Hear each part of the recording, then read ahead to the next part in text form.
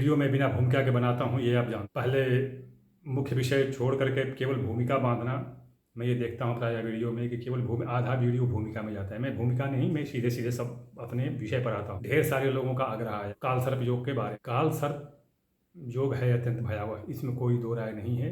ये शास्त्र में तो वेद पुराण शास्त्र उपनिषद और जो भी हैं, जहाँ भी है, मुनि ऋषि आचार्य लोग तो कह ही गए हैं। व्यवहार में देखने में भी आया है कि काल सर्प दोष की पीड़ा अत्यंत भयावह, और इसकी पूजा विविध जगह पर जा करके लोग विविध प्रकार से कराते हैं। किंतु मुझे जो देखने में आया है और बड़ा दुख हो रहा है कहते कि एक जो बता दिया गया कि हाँ काल सर्प योग होता है और काल सर्प योग की शांति में ये सामग्री लगती है और ये मंत्र पढ़े जाते, तो ये समस्त काल सर्प योग की शांति के लिए बताया गया। मतलब जितने भी काल सर्प योग हैं उनके बारे में एक तरह से एक जगह इकट्ठा करके बता दिया गया और उसी का लोग अनुकरण करते चले आ रहे हैं। उसके बाद वो लोग नहीं देखते हैं कि ठीक है ये सब लगते हैं, लेकिन किस किस के लिए लगते हैं। क्या एक विशेष व्यक्ति के लिए भी वो सारे मंत्र लगेंगे, सारी सामग्रियां लगेंगी? परिणाम क्या होता है? वही महाभारत काल का प्रसंग आ जाता है कि दुर्योधन ये अपना द्रोणाचार्य, जिसके कारण वो उनकी मृत्यु हुई थी, कि आधा सुने आधा नहीं सुने।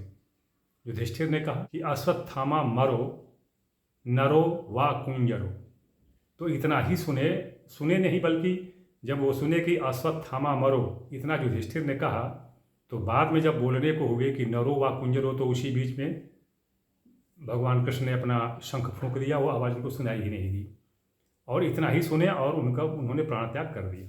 अश्वत्थामा उनका बेटा था। उसी तरह से मैं देखता हूँ कि लोग देख लिए कि हाँ काल सर्प योग की पूजा में ये सामग्रियाँ लगती हैं, लेकिन आगे उन्होंने नहीं देखा, नहीं पढ़ा कि किस किस काल सर्प योग की शांति के लिए कौन कौन सी सामग्री लगती है। सभी तो लगती नहीं है। मैं इसके बारे में एक और उदाहरण दूँ, मोटा उदाहरण। जैसे किसी ने कह दिया कि भाई कपड़ा पहन लो, अब कपड़ा पहन लो, तो भाई वो लड़का है तो कपड़ा पहनेगा लड़के का, या लड़की का किसका कपड़ा पहनेगा? तो बताना पड़ेगा कि भाई लड़के का कपड़ा पहनो। उसके बाद उसको बताना पड़ेगा कि भाई कपड़ा तो लड़के के बहुत हैं, लेकिन तुम अपने नाप का जो अपने नाप का सिलवा के रखे हो, खरीद के रखे हो, उसको पहनो। फिर उसके बाद बताना पड़ेगा कि भाई घर वाला नहीं पहनना, तुम किसी विशेष कार्यक्रम में जा रहे हो, इसलिए कोई दूसरा कपड़ा जो विशेष कार्यक्रम के लिए रखे हो उसको पहनो। तो ये मोटा उदाहरण मैं बता रहा हूँ। तो उसी तरह से काल सर्प योग के बारे में बता दिया गया कि काल सर्प योग की शांति के लिए, उसके दोष की शांति के लिए ये सामग्री लगती है।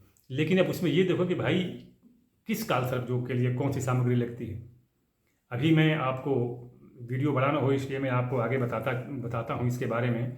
लेकिन एक बात और बता दूँ कि पश्चाताप भी होता है और मानव स्वभाव भी होता है। मैं देखता हूँ जब मैं अपना व्हाट्सएप नंबर 9889649352 देता हूँ और उस पर कहता हूँ कि अपनी समस्या को भेजिए, तो लोग उस पर अपनी विद्वता दिखाने लगते हैं कि मैं आपसे बड़ा विद्वान हूँ। तो मैं बराबर कहता हूँ कि भाई आप विद्वान हैं, विद्वान रहें, और माँ भुवनेश्वरी करे कि आपकी यही विद्वता आगे बढ़ती रहे।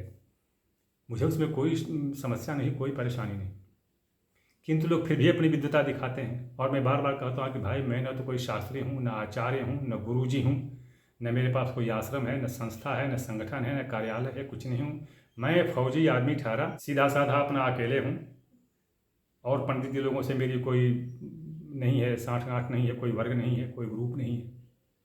हाँ, कुछ एक पंडित जी लोग हैं जो लेक्चरर प्रोफेसर वगैरह हैं अपने भिन्न विश्वविद्यालय में या महाविद्यालय में, वो मेरे परिचित हैं और उनसे मेरा सामंजस्य बना रहता है। कुछ कारण इसमें ये भी है कि मैं कोई भी चीज़ जो भी बताता हूँ उसको परख लेता हूँ, आज के वैज्ञानिक विधान पर भी और शास्त्रीय विधान। तो ये मेरी जो है ना, ये इसको अंग्रेजी में क्या कहते हैं, जो माइनस पॉइंट, तो वही समझ लीजिए। खैर, ज़्यादा भूमिका नहीं बांधना, मुख्य विषय पर। अभी जो कुंडली के हिसाब से ही काल सर्प योग तय होता है। राहु और केतु के बीच में एक ही तरफ जब सारे ग्रह आ जाते हैं तो काल सर्प योग बनता है। कुंडली में 12 भाव होते हैं, 12 भाव होते। तनुर्धनम भ्रातृ सुहृत पुत्र शत्रु स्त्रियः क्रमात् मरणम धर्म कर्म आय व्यय द्वादश राशयः, ये 12 भाव होते हैं, 12 भाव होते हैं। और इन 12 भावों के अनुसार काल सर्प योग बनता है। और ये सर्प कितने प्रकार के होते हैं? ये 12 प्रकार के होते हैं। प्रत्येक भाव के अलग अलग ये सर्प होते हैं। इनके नाम क्या हैं बता दूं मैं आपको कि अनंतो वासुकी कुलिको शंख पद्मश्च तक्षकः महापद्मः पद्मश्चैव कर्कोटकः क्रमानुसार तक्षको शंखनादश्च पातको विषाक्ता भवेत् शेषनागो जातको खेटा भावानुसारेण जाय। अनंत कुलिक वासुकी शंख पद्म पद्म महापद्म तक्षक कर्कोटक शंखनाद पातक विषाक्ता और शेषनाग, ये 12 नाग सर्प होते हैं। अभी देखिए, ये नहीं है, मैं बहुत जगह पढ़ रहा हूँ और देख रहा हूँ, सुन रहा हूँ, वैसे तो ये लोग इसका कोई ध्यान नहीं रखता, बस सीधे सीधे काल सर्प की शांति का विधान करने लगते हैं। लेकिन जो कुछ एक लोग ठीक ठाक माने जाते हैं, करते भी हैं, तो उसमें इन लोगों ने मान लिया है कि लग्न से यदि काल सर्प योग बनता है तो अनंत ही होगा, और यहीं से त्रुटि से शुरू हो जाती है। मैं बता दूं कि जो राहु जो है वह मुख है और केतु जो है धड़ है। सिर का भाव राहु का और केतु धड़। तो अब क्या है कि जिस भाव में भी जैसे लग्न में अगर पड़ गया राहु का मुंह तो अनंत हो गया, दूसरे भाव में पड़ा तो दूसरे भाव में अनंत होगा, तीसरे भाव में पड़ा तो तीसरे भाव में अनंत होगा। मतलब जहाँ राहु का मुंह पड़ेगा, राहु जहाँ पर होगा, जिस भाव में भी होगा, चाहे वो लग्न में हो, द्वितीय में हो, चतुर्थ में हो, अष्टम में हो, जहाँ पर भी हो, राहु का मुंह जहाँ पर पड़ेगा अर्थात राहु जिसमें बैठेगा वही अनंत सर्प बनेगा, और उसके 7वें भाव में केतु होगा। जैसे मैं उदाहरण के तौर पर ले लेता हूँ कि मान लीजिए किसी की मेष लग्न है और मेष लग्न के दूसरे भाव में वृषभ राशि में गुरु और राहु बैठे हैं, तो वृश्चिक राशि का अर्थात 8वें भाव में केतु होगा। अब क्या होगा कि ये जो वृषभ राशि है उसका काल सर्प योग अनंत होगा, उसका काल सर्प योग अनंत होगा। यह नहीं कि दूसरे भाव के लिए स्थिर कोई बना दिए कि कुलिक होगा, तो ऐसा नहीं। अब भाई सर्प योग बनता है राहु केतु के अनुसार, तो राहु जहाँ पर पड़ेगा उसके अनुसार सर्प बनेगा। स्थिर भाव हो गया तो राहु का तात्पर्य क्या रह गया? ऐसा नहीं होता है, थोड़ा तर्क पूर्ण दृष्टि से इसको देखना चाहिए। तो अब जब राहु बैठ गया वृषभ राशि में तो राहु का हो गया अनंत काल सर्प योग, और इसकी शांति अनंत काल सर्प योग की करनी पड़ेगी। मैं इसका बता दूं, इसका विधान शांत कि जैसे मान लीजिए अभी, लेकिन ये काल सर्प योग तो लग्न से निर्धारित हो गया, लेकिन शांति के लिए आपको राशि से जाना पड़ेगा। अब इसकी राशि जो है कन्या राशि है, कन्या राशि में चंद्रमा और शनि 6ठे भाव में एक साथ बैठे हुए।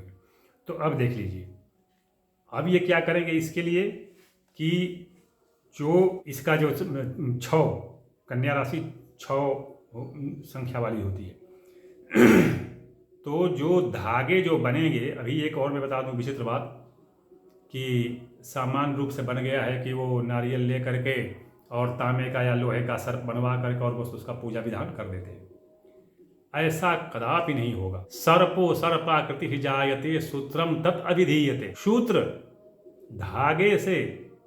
धागे को मंत्र पूजित करके उसका अभिषेक करके फिर उस धागे से सर्प की आकृति बनाते हैं, उस धागे से सर्प की आकृति बनाते हैं, न कि वो तांबे का और पीतल का और सोने का बनाते हैं।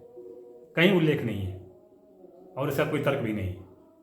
तो अब देखिए, जैसे 6ठे भाव कन्या राशि में चंद्रमा है तो धागे हो जाएंगे कितने? 6 धागे हो जाएंगे, 6 धागे होंगे, और देखिए 6 धागे होंगे। और केतु बैठा हुआ है, राहु बैठा हुआ है वृषभ राशि में, राहु बैठा है वृषभ राशि, और केतु बैठा है वृश्चिक राशि। तो अब जहां पर राहु बैठा है, देख लीजिए राहु बैठा है, तो राहु बैठा है वृषभ राशि में अर्थात दूसरे संख्या वाली राशि। तो अब उसमें जो कौस्तुभ को मंत्र पढ़ा जाएगा तो उसमें 6 जो धागे हैं उस 6 में 2-2 गांठ लगेगी। सर्प बनाने के लिए 2-2 गांठ लगेगी कौस्तुभ मंत्र पढ़ते हैं। ये किसके लिए हो गया? ये मेष लग्न वाले में जो जिसकी वृष राशि कन्या राशि है तो कन्या राशि वाले के लिए यह है कि सर्प इस तरह इस प्रकार बनेगा। विधान तो लंबा है, विधान इस पर मैं बताना नहीं चाहता, वीडियो इतना लंबा हो जाएगा। इसके विधान की पुस्तक तो मिलती है, लेकिन पुस्तक में क्या लिखा है वो तो भुवनेश्वर ही जाने कि कौन कौन लोग कैसे कैसे लिखे हैं। किंतु जो शास्त्र मध्य विधि अन्य अन्य ग्रंथों को पढ़िए, अन्य शास्त्रों को पढ़िए और किसी तार्किक रूप से किसी स्थिर विद्वान व्यक्ति से मिलिए तो तर्कपूर्ण तरीके से आपको समझा देगा इस बात को कि धागे से बनाइए सर्प। और जैसे बताया कि 2 में है तो 2 गांठ, 3 में है तो 3 गांठ, तो 6 में वो कौस्तुभ मंत्र पढ़ते हुए और वो गांठें 2 लगेगी और फिर सर्प बने। अब क्या कीजिए कि धरती पर जो है वही कुंडली बना लेंगे, जिसको क्या कहते हैं पता नहीं, मतलब कुंडली की आकृति बना लीजिए। कुंडली की आकृति बना करके और वही 1 2 3 4 जो क्रम से जो लिख लीजिए, जो मेघ लग्न है तो लिख लीजिए। उसमें अपना आटे का बनाइए, आटे का वो चौकोर बनाइए और उसमें लिख लीजिए। और लिख करके सर्प उतना लंबा होना चाहिए कि उसका मुंह चिप जाए कहाँ पर, मुंह जाए उसका राहु जिसमें बैठा है, अर्थात वृषभ में जहाँ पर 2 अंक लिखेंगे उसमें जो है जाना चाहिए राहु, और 8 जहाँ पर लिखेंगे उसमें पूंछ उसकी, उस धागे से बने हुए सांप की पूंछ वहाँ पर जानी चाहिए। उसके बाद जो पिंडी दिया पिंडी होती है वो नारियल पर रख करके और केंद्र में बीच में जहाँ पर जो लाइन पंक्तियाँ काटती हैं दूसरे को, तो वहाँ पर बीच में रखा जाता है। और तब जो है उसका जो अभिषेक आचमन जो भी है, पूजा वगैरह जितने भी मंत्र हैं और जो भी चढ़ाते हैं वो करना होता है। तो ये है काल सर्प का विधान।